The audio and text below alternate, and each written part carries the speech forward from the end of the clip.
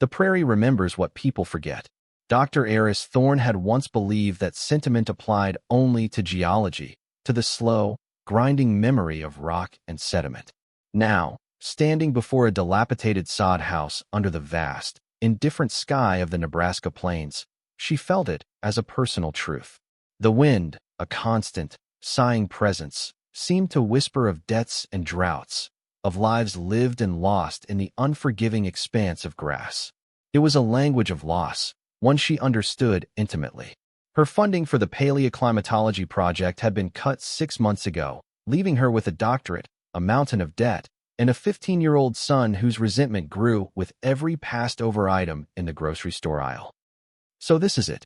Leo asked, his voice a flat line of teenage disappointment. He kicked at a loose clump of dirt, his gaze sweeping over the crumbling sod walls and the tar paper roof that sagged like a tired old man's shoulders. "This is our great inheritance. A glorified mud hut." Eris forced a smile that felt brittle on her lips. "It's got character, Leo. And land. 2 whole acres of it." She tried to inject a note of wonder into her voice, the same tone she used when describing the beauty of a fossilized trilobite, but it fell flat even to her own ears. The letter from the lawyer had spoken of the estate of Josiah Thorne, a great-uncle she knew only as a name on a faded family tree. The inheritance, free and clear of any mortgage, had seemed like a life raft. Now, seeing it, she felt the crushing weight of it as just another burden. It was worthless. They were still adrift. Their first foray into the nearby town of Promise, a single street with a gas station, a general store, and a church, did little to lift her spirits. But inside the store, surrounded by the scent of sawdust and coffee, they met Walt.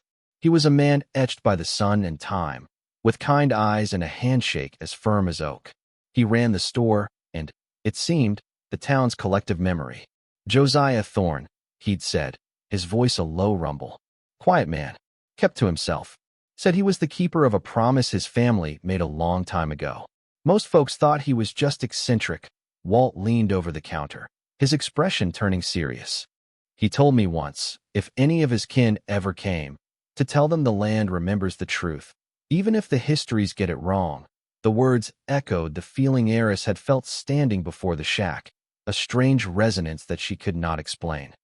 Days bled into a week of reluctant labor. Eris and Leo worked to make the sod house habitable, clearing out decades of dust and debris. It was during one of these cleaning sessions that Leo, driven by boredom, began tapping idly on the thick interior wall behind the rusted iron stove. One of the stones sounded hollow. With a shared look of curiosity that momentarily bridged the gap between them, they worked a crowbar into the seam. The stone came loose, revealing a dark cavity. Inside sat a small, tin box, heavy for its size. Eris lifted it out, her heart suddenly pounding with an unfamiliar mix of hope and apprehension. She pried open the rusted lid. On top lay a leather-bound journal, its pages filled with meticulous, spidery handwriting. Beneath it was a heavy brass disc about the size of her palm, etched with strange concentric circles and symbols. And at the very bottom lay a sealed envelope, yellowed with age, addressed simply to "my kin." With trembling fingers, Eris opened it. The letter was from Josiah. It did not speak of money, but of a trust, a debt of honor. It spoke of a great injustice, a hidden history, and a responsibility passed down through their specific bloodline, the line of Elias Thorne. The brass disc, the letter explained, was the key. The very next afternoon, a sleek black sedan, impossibly out of place, crunched to a halt on their dirt track. A man in a tailored suit emerged, his polished shoes looking obscene against the prairie dust. He introduced himself as a representative from Thorne Industries, a massive agricultural and logistics conglomerate. He made a staggering offer for the 2 acres of land, citing a vague plan for a boutique heritage tourism route. The sum was life-changing, enough to solve every one of Eris's financial problems. But the offer was too high. It was a confirmation of the unease that had been building inside her since she read Josiah's letter. "I'm sorry," she said, her voice steadier than she felt. "The property isn't for sale." The man's smile didn't waver, but his eyes grew cold. "Unexpected complications often arise in matters like these," he said smoothly. "Permitting issues. historical boundary disputes. It would be a shame for this land to become more of a burden than it already is. It was a threat, wrapped in corporate politeness. When his car disappeared in a cloud of dust, Eris knew, with chilling certainty, that this was about more than a tourist route.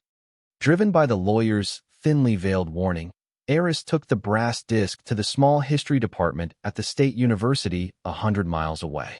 Dr. Evelyn Reed, a curator with a passion for local history, turned the object over in her gloved hands, her eyes wide with excitement. "This is not just a trinket," she breathed, peering at it through a magnifying glass. "This is a railroad cipher key. Specifically, one from a short-lived, independent line founded just after the Civil War. Legend says it was financed by a group of abolitionists to create a settlement for freedmen, but the payroll, a fortune in gold, vanished. The project collapsed, and the story was buried." Evelyn looked up at Eris, her expression electric. The legend always said the paymaster, a man named Silas Thorne, was the hero who tried to save it. But this key, this suggests a different story. And if this is real, the documents it deciphers could rewrite a significant piece of this state's history. The name Silas Thorne hit Eris like a physical blow. Josiah's journal had mentioned him. He was Elias Thorne's brother, her ancestor's brother. The feeling of being part of a larger story intensified, no longer a vague whisper on the wind, but a clear, insistent call. A few days later, the sound of a helicopter shattered the prairie's tranquility. It landed 100 yards from the house, its rotors whipping the tall grass into a frenzy. The man who stepped out was in his late 70s, impeccably dressed, with an aura of absolute power. He introduced himself as Marcus Thorne, the chief executive officer of Thorne Industries. He was Silas Thorne's great-grandson. "Dr. Thorne," he began, his voice a gravelly baritone used to commanding boardrooms. "I appreciate a woman who knows her own mind. Let us dispense with the pleasantries." He named a new figure, an amount so astronomical it seemed unreal. "That is my final offer. Take it, sign the papers, and walk away from this place and its ghosts." He knew. He knew about the history, about the secret hidden here. His eyes, the same shade of gray as the stormy sky, held a flicker of something beyond corporate ruthlessness. It was a deep, personal hunger.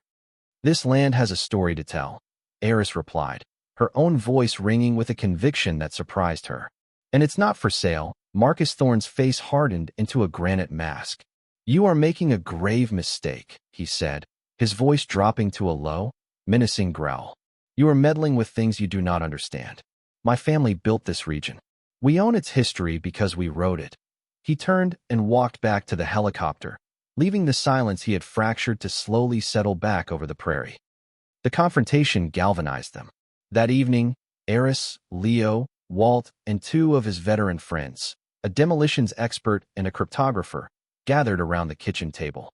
Using Evelyn Reed's notes, the cipher key, and Josiah's journal, they worked for hours.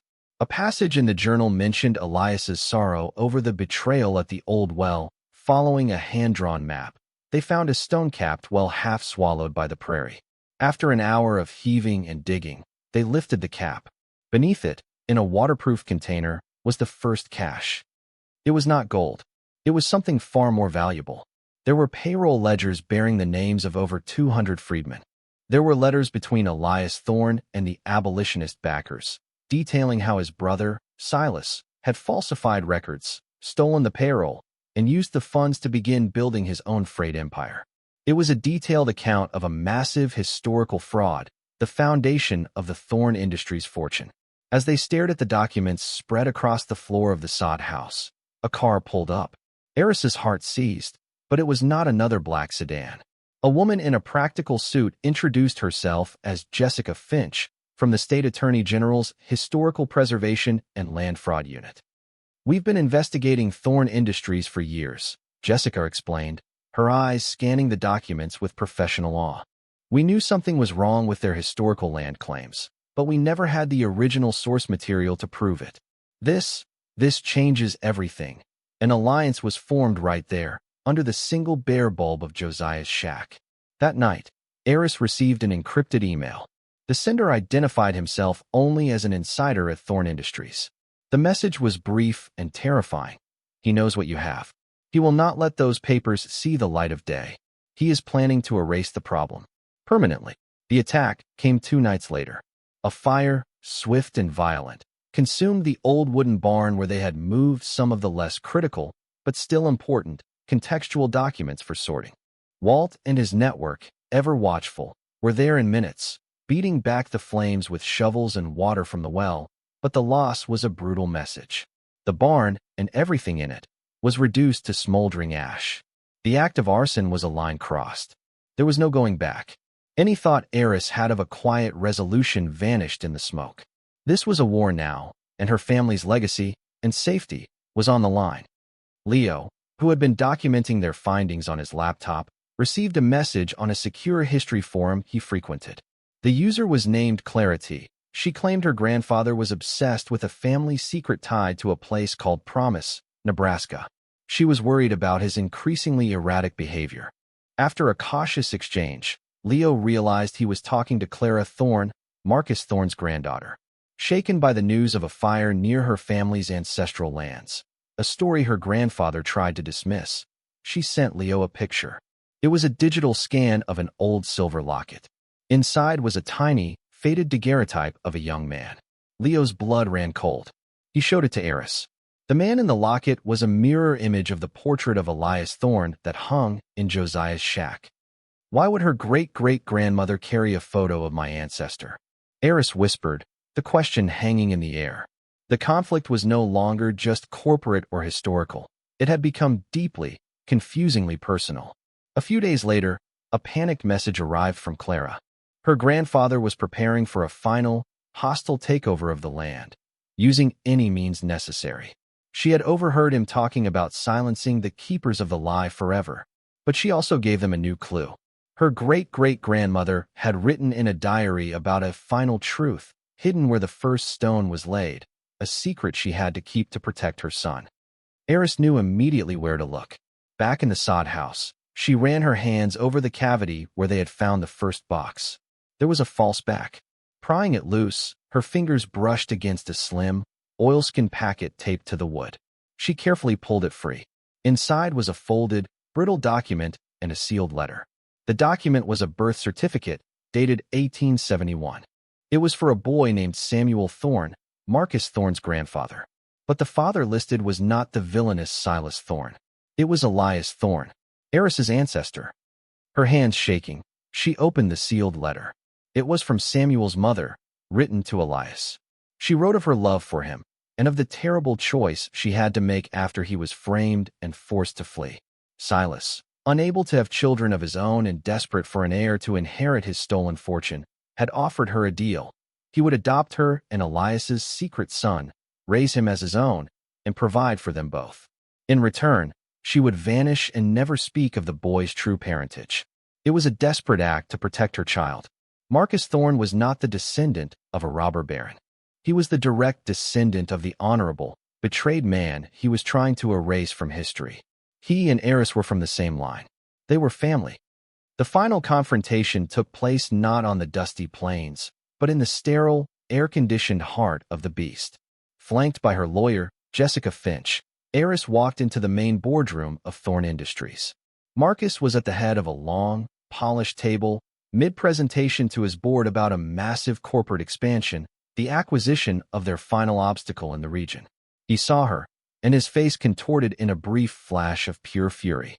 "Security," he barked. "Mr. Thorne," Jessica Finch said, her voice cutting through the tension. "We are here from the Attorney General's office. I suggest you listen to what Dr. Thorne has to say." Marcus froze. The board members shifted uncomfortably. Eris stepped forward. "I am here to publicly decline your final offer for my property," she said, her voice clear and strong. The room was silent. She could feel the weight of every eye on her. "But I have a counter-proposal," she continued, her gaze locked on Marcus.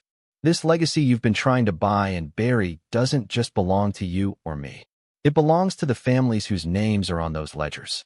It belongs to the history of this state." She walked to the head of the table, past the shocked faces of the board members. She did not present the ledgers or the evidence of fraud. Instead, she placed the oilskin packet directly in front of Marcus Thorne. It was not a weapon for public humiliation. It was a truth delivered in private. "It's a history of our family," she said, her voice dropping so only he could hear. "Yours and mine. I thought you deserved to know who you really are." Marcus stared at her, his composure finally cracking. With a trembling hand, he opened the packet and unfolded the birth certificate. He read it, then read it again. He picked up the letter, his eyes scanning the elegant, faded script. The blood drained from his face. The corporate titan, the ruthless CEO, the man who commanded billions, seemed to shrink before her eyes. He slumped in his chair, the documents clutched in his hand, a lost and broken old man who had just discovered his entire life, his entire identity, was built on a lie. In the aftermath, Marcus Thorne did not fight. He surrendered. The truth of his heritage had not just defeated him, it had unmade him. He canceled the expansion project and stepped down as CEO of Thorne Industries. His first act as a private citizen was to meet with Eris, not in an office, but at the sod house. The conversation was quiet, halting, filled with a century of unspoken grief and newfound connection. He agreed to her proposal without hesitation. A new entity was born, the Thorne Legacy Foundation. It was a partnership, a collaborative act of redemption. It combined Eris's land, a significant portion of the Thorne corporate fortune as an endowment, and the oversight of the state's historical institutions. Its mission was not to celebrate a single family, but to recover and tell the full, true story of the Promise Railroad and the freedmen who built it. 5 years later, the Prairie was transformed. The 2 acres had become the heart of the Thorne Legacy Center for Plains History, a beautiful, modern museum and research facility built around the perfectly preserved sod house. Eris, no longer a struggling scientist, but the Foundation's confident and respected director, stood on an observation deck, looking out over the restored native grasslands. Leo, now a history major at the State University, was spending his summer as a research intern, his earlier resentment replaced by a deep, quiet pride. An older, quieter man walked up beside her. Marcus Thorne looked frail, but his eyes, once so cold, were now clear.